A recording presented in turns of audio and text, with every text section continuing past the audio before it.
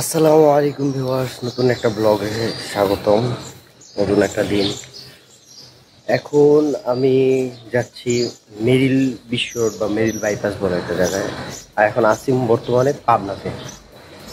আজকে আমার টার্গেট পাবনাটা ঘুরবো শহরটা, তারপরে এখান থেকে ঈশ্বরদী যাবো। ঈশ্বরদী ঘুরে আবার পাবনাতে আমার কিছু ফ্রেন্ডের কাছে আজকে আসছি, ওর কাছে ব্যাক করবো। কালকে নাটক যাবো, এখন দেখি কি হয় আর কি। এখন যাইতেছি জোরবাংলা মন্দির, জোরবাংলা মন্দির ওটা হচ্ছে। চলেন যাওয়া যায়।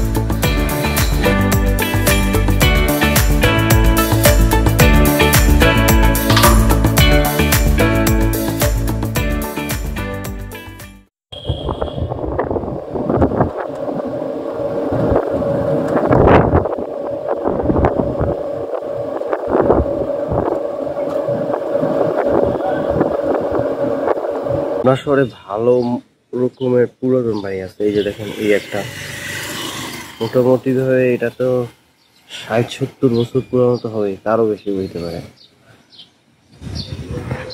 চলেন এখন তাহলে জোরবাংলার দিকে হেঁটে হেঁটে যাওয়া যাক। তো ভিউয়ার্স, এখন যাইতেছি জোরবাংলা যে মন্দির ওটা দিয়ে। রাস্তাটা নর্মাল একটা শহর, ঢাকা শহরের যে কিছু ওরকম একটা এলাকা। এখান থেকে প্রায় 700 মিটারের মতো হাঁটা লাগবে, আর মেবি 300-400 মিটারের মতো হাঁটা লাগবে। আপনার একটু শহরটা প্রায় দেখাই, দেখেন কি সুন্দর একটা বাড়ি। এমনিতে আপনার যে আবাসিক এলাকাটা অতটাও খারাপ না, শুধু রাস্তাঘাটে ভালো বেশি। এটা হচ্ছে আপনার আবাসিক এলাকা, একেবারে একটা আবাসিক এলাকা। এমনিতে ঢাকার তুলনায় এদিকে একটু গাছপালা বেশি লাগে, বাট শহর তো শহরই।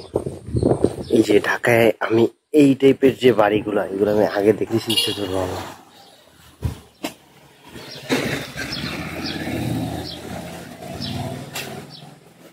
এই হইতেছে জোরবাংলা মন্দির, এই হইতেছে জোরবাংলা। ঠিক দিয়ে জোড়া লাগাইছে দেখে জোরবাংলা হয়, কেন বলে আল্লাহ জানে।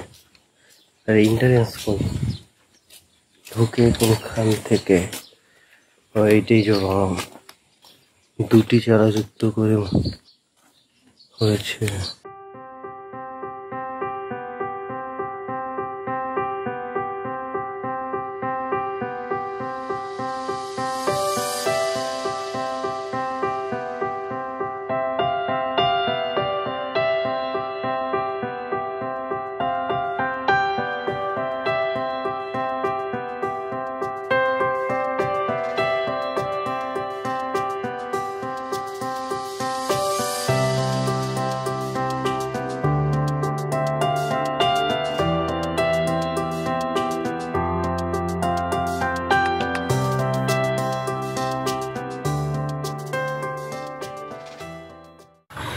তো ভিউয়ার্স, এইখানে যে গার্ড উনি এখনো আসে নাই, আর আস্তে আস্তে কতক্ষণ লাগায় আল্লাহ জানে।